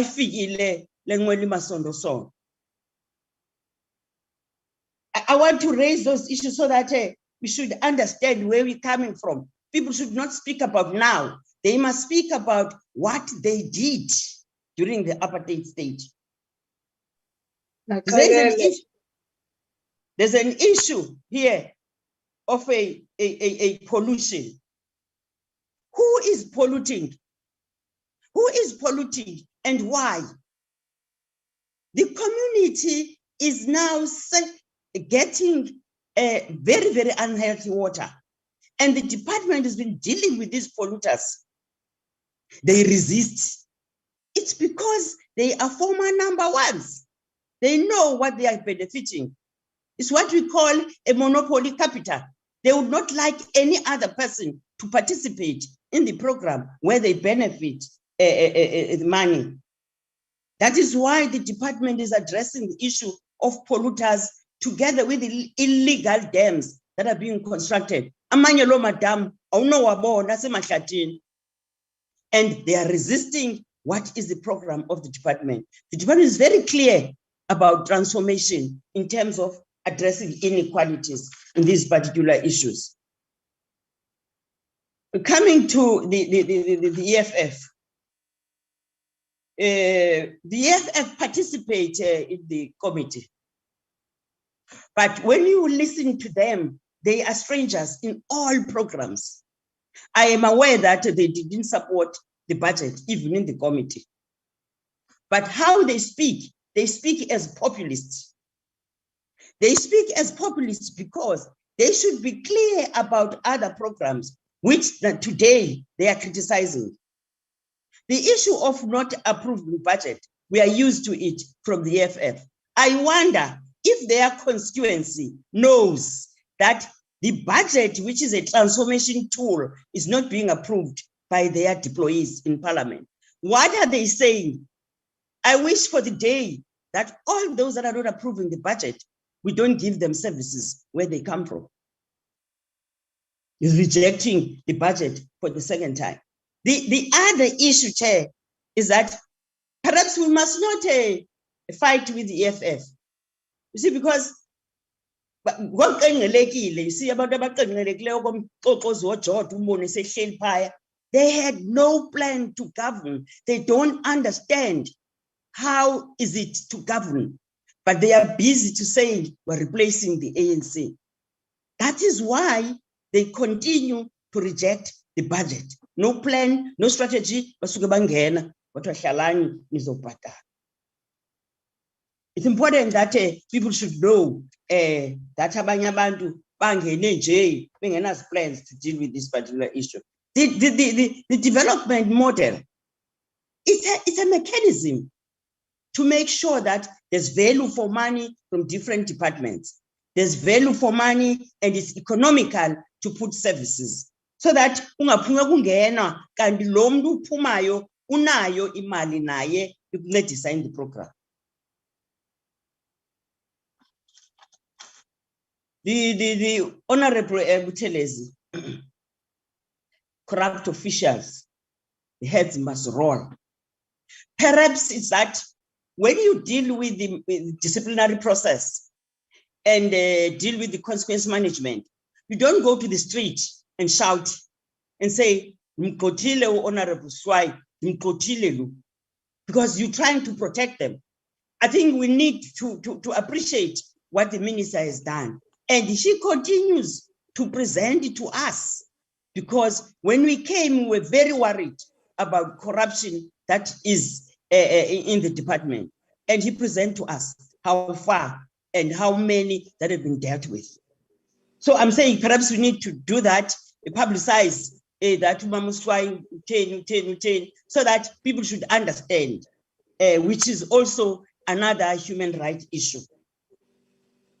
ACDP. Thank you, Honorable Member. Your time has expired. Thank you very much, ma'am. Thank you very much, Chair. ANC supports the budget. Thank you very much. Now I recognize the Minister of Human Settlement, Water and Sanitation. Over to you, the Honorable Minister Sisulu. Thank you very much, Honorable Chair. Honorable Chair, let me thank the members of the African National Congress who supported this bill. It's very clear to me when I listen to this discussion here who it is that has the interests of the people at heart and who it is that does not have the interests of the people at heart. Those who voted against the bill or the vote, I suggest we go the way that Honorable Sithlai is suggesting, that we don't provide services to their people and tell them that their members in parliament are busy grandstanding on something that does not matter to their lives, instead of making sure that we can provide water. Honorable Basson, Honorable Tsegi here was talking about people who were left over from the 1652 invasion of white people in this country. What he forgot to say is that they left you behind, because your thinking has not moved on from 1652. That's where you are. And you tell us that we are putting up all of these ploys about water shortages to try and scheme off money from government. That's probably what you did in the Western Cape. We are day zero here. Were you trying to scheme water, money off the municipality? Now that you say so, maybe we should go back to the books of the municipality and try and understand. This is a universal phenomenon. We have no water in this country that we would, the level of water that we would like to have. We're a very dry country. This has been repeated to all of you over and over. We are the 33rd driest country in the world. What we're doing now is trying to use all the resources available to us to provide our people with water. Your responsibility, each one of you, is to see to it that your constituents have water. Find out from the department, how can you help to provide your people, instead of grandstanding here. The EFF member here should go to and register with the School of Government. Her knowledge of government is zero, and I would hide my head in shame if I were her. Honorable Basson, you and the Solidarity community can go to courts. I will meet you there. And I want to tell you that this relationship between Cuba and ourselves is cast in stone. It is not about whether or not you like it. There is a bilateral Cuba-South Africa relationship, which is part and parcel of the bilateral relationship between the heads of state of South Africa and Cuba, and binding on all of us, including yourselves. So go to court, I'll find you there. We're implementing part of our foreign policies as a community of nations, and we cannot abdicate our responsibilities from that. And those who have supported me, in the name of Charlotte Maxeke, I think that this is very apt, and we would like to make sure that we dedicate this particular budget vote to Mama Charlotte Maxeke, and it happening on Africa Day. It indicates to us just how much we need to hold on to what we have, because we need every drop. Honorable Holomisa, you missed out some of the things that we had to say earlier on, because you would have known that we are trying to source water from other countries in Africa.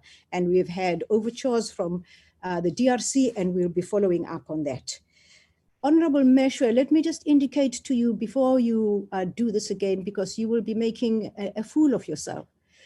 The sanitation program in schools is under the Department of Education, of Basic Education. I don't know what you'd be saying to your grandchildren when you get back home and you don't know that basic responsibility. And you've been in Parliament for so long, you should know that. Honorable Ujama, I was informed about the Ugu problem. I probably was one of the first people to be informed about it. I asked Umgeni, the water board, to go and assist. The water that is being given to that particular area is with assistance from Umgeni.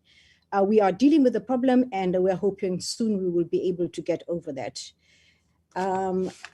Honorable May, you were just left way in the wilderness. I don't know how you could have been left so behind.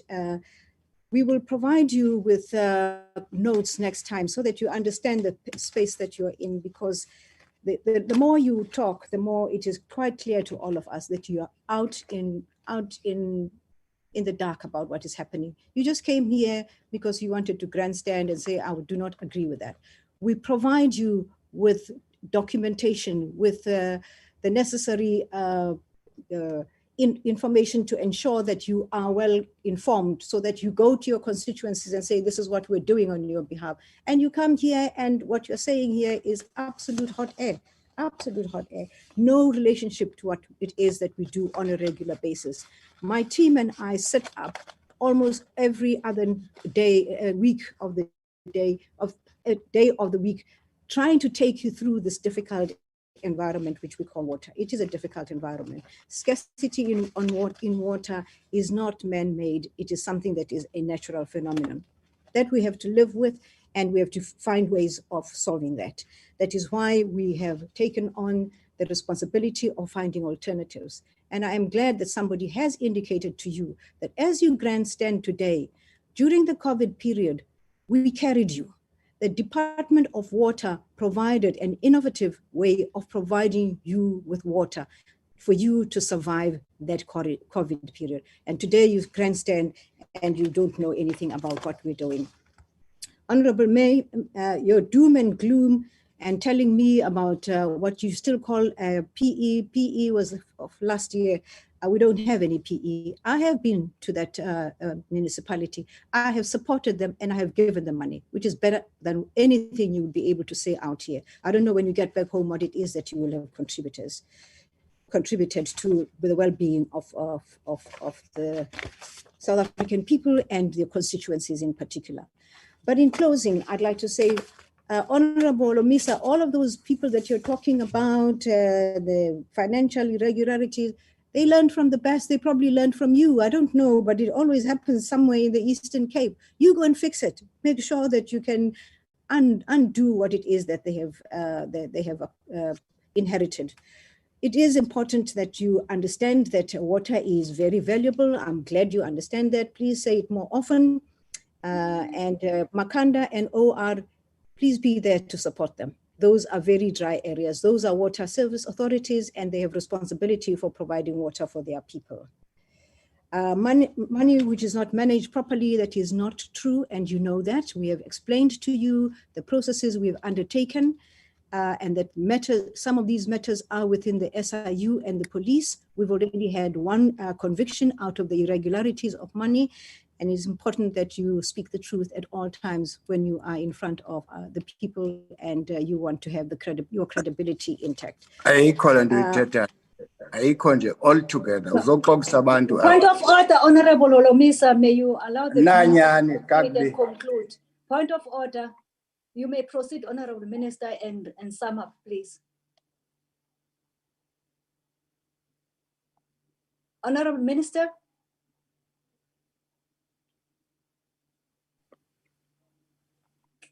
Can we unmute the minister so that we can hear her last words? Magatule Olomisa, ixesha lakhe liphelile. Makaye go to your people and teach them governance, proper governance. Lendo abanayo ngoku bayifumana kuwe, it was your inheritance. We are confused. Thank you, Honorable members. It's you who are confused, Olomisa. No. Order, Honorable members. Thank you, Honorable Minister. You can't see what you're doing. No, Honorable members, order, please. Honorable Passon, I will meet you. Honorable Passon, I'll meet you in court. Thank you, Honorable Minister. Thank you. Honorable members, we shall now proceed and conclude the debate and the business of this virtual mini plenary session. The mini plenary session now will rise. Thank you very much.